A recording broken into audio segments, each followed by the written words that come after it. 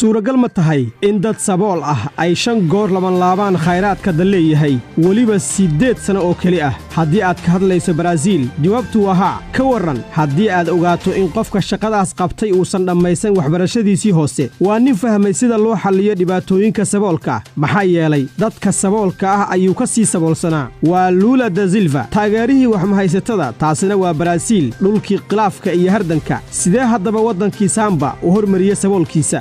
فكيف نهضت بلاد السامبا بفقرائها؟ تاريخ التناقض قهوة بحليب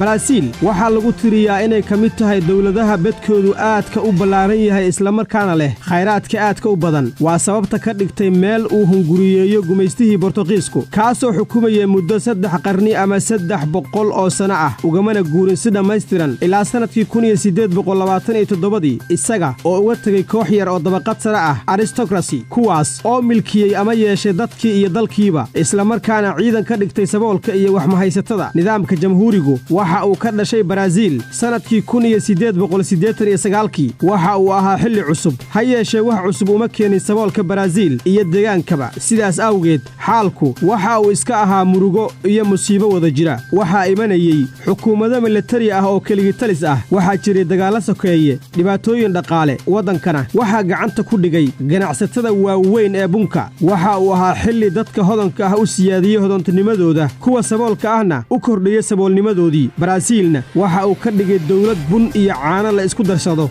taasna waxa loo tirinayaa inay yihiin labada waxyaabood ee ugu waaweyn ee ay soo saartay Brazil bun iyo caano البدايات نهضة غير متوازنة Brazil waxa ay horumarkeeda dhaqaale xilli hore la bilaawday hogaamiyaheedii Getúlio Vargas sanadkii 1930 waa ninkii isku dayay inuu ka dhigo afkambigiisii military kacdoon kor u qaada dhaqaalaha wadanka Vargas waxa uu aas-aasay sanadkii 1937 dawlad cusub waxa uuna ka takhalusay xilli madaxeedkiisii badeecadii kaliya ahayd ee Brazil waxa uuna ku dhawaaqay casrigii farsamada Brazil oo ah dawlad hodan ku ah naftada waxa uu dhisay dhowr shirkadood oo wadani ah sida shirkadda Petrobras ee shidaalka natiijadii waxa ay noqotay guulo waaweyn oo uu xaqiijiyay aabihii saboolka ha yeeshee guulahaasi ma ahayn kuwa ku filan inay dadkiisa ka saaraan saboolnimada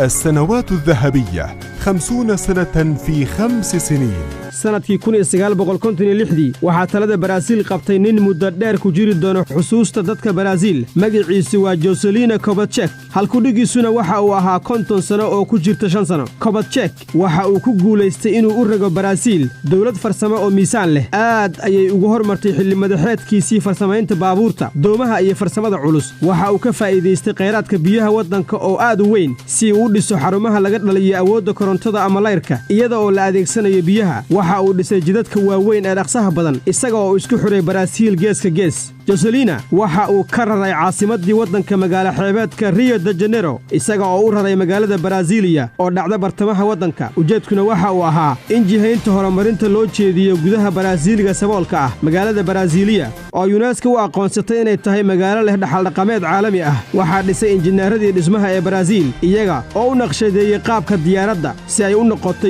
diilo dul hayaabaysa samada dadka Brazil taas oo xariga ka jaray Juscelino sanadkii 1960 waxa ay u soo gudubtay sadaqsi leh si ay u cadaato guusha weyn ee la gaaray kobaca dhaqaalaha ayaa gaaray 7.9% sanadkii waxa aad u kordhay wax soo saarka farsamada 80% taasina waxa ay horseeday in ribixa ama faa'iidada farsamadu ay u boodo 76% waxa ay ahaayeen guulo aad u fara badan oo baraf ah kuwaas oo aan sii jirin ilaa ay dhalaalaan si ay daboolka uga qaadaan qasaarooyinka ku hoos jira guusha Juscelino waxa ay ahayd mid ku kacday qiimo aad u sareeya marka laga tago dhaqaalaha aadka u ballaaran ee ku baxay dhismaha caasimadda cusub siyaasadda dhaqaalaha ee Juscelino waxa sal u ahaa soo saaridda badeecooyin aad qiimahoodu u sareeyo sidaas awgeed saboolnimada baahsan ee ka jirta wadanka ayaa sababtay inuu hoos u dhaco dalabka ama baahida loo qabo badeecooyinkaas taasina waxa ay keentay in deymaha dibaddu ay kor u kacaan iyaga oo halkii ay ka ahaayeen 87 milyan oo dollar gaaray 297 milyan oo dollar qiyaasta sicir bararka ayaa sanadkii 1963 waxa ay gaartay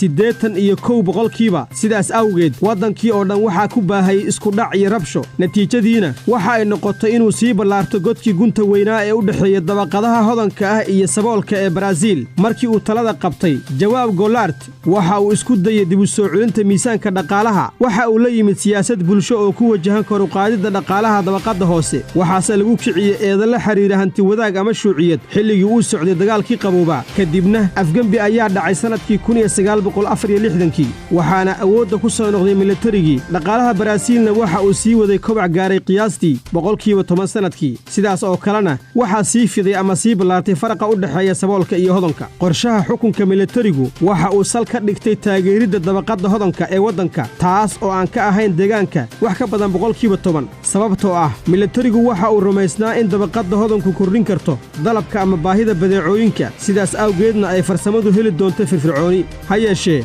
horaantii 80-yadii iyada oo ay taagnayd dhibaatadii deymaha caalamiga ah ayaa arrinkii sii qarxay iyada oo uu gaaray sicir bararku heerar aan horay loo arag deymihiina waxa ay u sii kordheen si weyn kobicii waa joogsaday dhaqaalihiina waxa uu bilaabay inuu dumo waxaana cirka isku shareeray shaqala'aan ama baagamuudda iyo sabool weliba heer aad u cabsi geliyey waddanka Brazil waxaa hareeyey dibadbaxyo waaweyn horaantii 80-yadii bannaanbaxyadaasi waxa ay ku guulaysteen baabi'inta xukunkii militariga iyo dib u soo celinta nidaamkii tala wadaagga sanadkii 1985 dastuur cusub oo ididiilo iyo ilays bixinaya ayaa yimid waxbarashada loo dhan yahana waxa uu ka dhigay qasab ilaa da'aadda 17 jirka kadib markii uu sanduleeyay hantilayaashii bulshada nidaamkii tala wadaaggu waa soo laabtay kani waa warka farxadda leh ha yeeshee warka xumi waxa uu ahaa in muxaafidiintii cusbeed ay talada qabsadeen horaantii 90-meeyadii kuwaasi waxa ay la imaan doonaan siyaasad liberaal ah oo dhaqaalaha ka dhigtay mid gaar ah kana joojisay taageeradii dhaqaale dadka saboolka ah Brazilna ku sii hoos haysay naxariista deymaha sanduuqa lacagta adduunka iyo siyaasadihiisa qalafsan waxa uu ahaa xaalkii dhalay musiibo dhaqaale oo sababtay sicir barar gaaray 3,000% 1993 بوادر العدالة xiddiga markaan magaciisu waa Fernando Cardoso xilkiisu waa wasiirka maaliyadda qorshihiisuna waa dib u soo celinta deganaanshaha sanadkii 1994 Cardoso waxa uu soo saaray lacag cusub qiimaheedana waxa uu ka dhigay $1 kadibna waxa uu ku guulaystay inuu aad hoos ugu dhigo sicir bararka isaga oo gaarsiiyay 2% waxa uu joojiyey dumiddii degdega ahayd ee dhaqaalaha dadka saboolka ah waxa ay ahayd siyaasad gaarsiisay hoggaanka xukunka sanadkii 1995 ha yeeshee dadka Brazil ma aanay gaarsiin xaqiijinta inay isku filnaadaan xukuumaddiina waxaa qasab ku noqotay inay mar kale amaah ka soo qaadato dibadda si ay uga hortagto fadhiidnimada $93 bilyan oo dayn ah ayuu Cardoso uga tegay Brazil taasina waxa ay ka dhigtay Brazil inay noqoto dawladda ugu weyn ee u qaamaysan ama u daymaysan sanduuqa lacagta adduunka waa dawlad qarka u saaran inay kacdo ama musallafto kobac aan ka gudbayn lambarka eber iyo tabar la'aan sababta inay bixin weyso daynta saboolnimo gaartay dagaag oo ay soo hor fadhiyaan koox si xun u xoolaysatay haddaba Brazil waxa ay u baahan tahay xal kacdoon ah iyo nin ku fakaraya wax ka baxsan waxa la isku hayo زعيم من الفقراء لكل البرازيليين waa nin ka soo dhex bixi doona saboolka iyo wax mahaysatada qudhooda waxa uu ka soo bilaabay kobacaseeye waxa uuna gaaray madaxweynaha dawladda ugu weyn Latin America sanadkii 2003 sooyaalkiisa marka la eego waxa uu aad ugu kacsanaa xukunka militariga isaga oo xabsiyada militariga ku qaatay 3 sano oo xarig ah sanadkii 1981 waxa uuna ka mid noqday hogaamiyayaasha ugu shacbiyada badan ee taageera saboolka iyo wax mahaysatada kuwaasi waa kuwii muddo 30 sano ah sumcaddooda ugu iibinayay adduunka sida in ay ilaahyo yihiin hadda waxa ay magangelayaan dawladda si ay u badbaadiso Lula waxa uu ogaaday in Brazil aanay kala dhantaalnaanta ugu wacnayn xoolo iyo khayraad la'aan ha yeeshee dhibaatadu waxa ay ka taagan tahay dhinaca muhiimadda kala hormarinta dhibaatadu waxa ay ka taagnayd u wareejinta awoodda xukuumadihii hore dhinaca hantiilayaasha iyo dabaqadda sare iyada oo xukuumadahaasi ay aaminsanaayeen in aragtidaasi ay kor u qaadayso dhaqaalaha keliga ah ee waddanka Da Silva waxa uu ogaaday in khayraadka dhabta ah ee waddanku uu ku jiro saboolka dalka 95 milyan oo qof oo shaqaysa waa kaydka dhabta ah ee Brazil aragtida fariidka ah waxa ay ahayd mid fudud kor u qaad ama hinji dhaqaalaha dadka saboolka ah si ay iyagu u hormariyaan dhaqaalaha waddanka waxa uu ahaa qorshe argagax geliya hantiilayaasha iyaga oo u qaatay in qorshahaasi ka xoogi doono xoolahooda ha yeeshee Lula luula da silva waxa uu ku adkaystay qorshihiisii waxa uuna dabool qaaday barnaamijkiisii udubdhaxaadka noqday ee waxtarka qoysaska saboolka ah waa barnaamij u oggolaanaya qoysaska saboolka ah inay helaan mushaar bilo ah oo looga beddelanayo in wax la baro carruurtooda waxa kale oo uu bilaabay barnaamij tababarka xirfadaha ah waxa uu dhammaan daafaha waddanka ka dhisay iskuullo xirfadeed iyo jaamacado horumariya teknolojiyadda waxa uu fududeeyey in ka badan 20 milyan oo fursado shaqo ah si uu malaayiin sabool ah u geliyo suuqa shaqada الفقراء ثم الفقراء ثم الفقراء mashaariicda luula ee dhiirigelinta badan waxa ay dabooshay nolosha 46 milyan oo qof ama wax u dhigma 4 meelood meel ka mida deegaanka Baraasiil iyada oo aan mashaariicdaasi dawladda ugu kicin wax ka badan 30 bilyan sanadkii haddana natiijadii mashaariicdaasi waxa ay noqdeen kuwa aad uga sarreeya sidii la filayey waxaa si fiican u hagaagay awoodda waxgadashada ee saboolka waxaa kordhay baahida loo qabo badeecooyinka waxaana si heer sare ah u dhaqaaqay garangartii dhaqaalaha si ay uga jawaabto baahiyaha sii kordhaya ee suuqa الطفرة المعجزة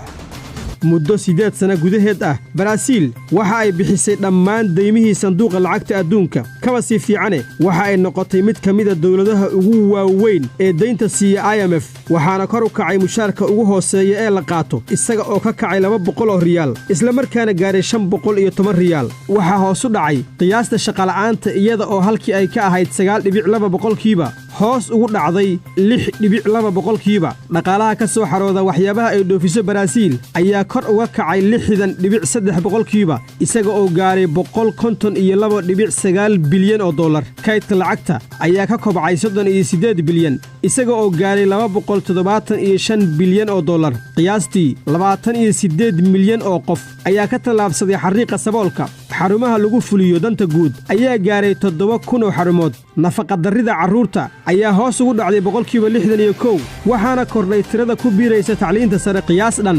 63% maalgashiga dhismayaasha deegaanka ayaa cirka isku shareeray isaga oo ka kacay 7 milyan isla markaana gaaray 63.2 bilyan oo dollar taas oo ka dhigan in wax soo saarka guud ee Baraasiil ku tallaabsaday isla markaana xaqiijiyey inuu ka soo boodo nus trilyan dollar una booday wax kor u dhaafay 2 trilyan iyo bar dollar markaan uma kordhin hantiilayaasha qaninimo saboolkana saboolnimo ha yeeshee dhammaan ayaa hodontinimadooda kor u kacday 8 sano oo keli ah ayaa ku filnayd luula si uu Baraasiil uga rogo dawlad ku dhowaatay inay dunto una rogo inay noqoto dhaqaalaha lixaad ee ugu xoogga badan adduunka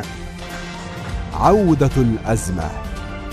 sanadkii 2010 ayuu dhammaaday xilli madaxeedkii luula da silva waxaana dalka inay hoggaamiso loo doortay ku-xigeenkiisii dilma vana rosef madaxweynaha cusub waxa ay raacday jidkii da silva ha yeeshee kuma karti iyo garaad dhammayn sidaas awgeed waxaa dib u laabtay kobcii dhaqaalaha waxaana hoos u dhacay wax soo saarkii guud ee dalka xoolo fara badanna waxaa lagu bixiyey martigelintii ciyaartii koobka adduunka waddankiina waxaa hareeyey bannaanbaxyo waaweyn arrintiina waxa ay ku dhammaatay in ay iscasisho rosef sannadkii 2016 iyada oo loo tirinayo inay dhaceen arrimo musuqmaasuq dhacdooyinkaas musuqmaasuqo sidoo kale waxa ay eryan doonaan luula da silva kaasoo lagu xukumi doono xabsi muddo 9 sano ah ha yeeshee silva waa diiday inuu isdhiibo waxa uuna shaaciyey inuu gelayo tartanka doorashada sannadka 2018 dadka oo dhan waxa ay sugayeen mar kale guusha ninka haysta shacbiyadda ugu badan uguna ballaaran ee waddanka weliba si aqlabiyad ah sida ay muujisay ra'yi aruurin la sameeyey ha yeeshee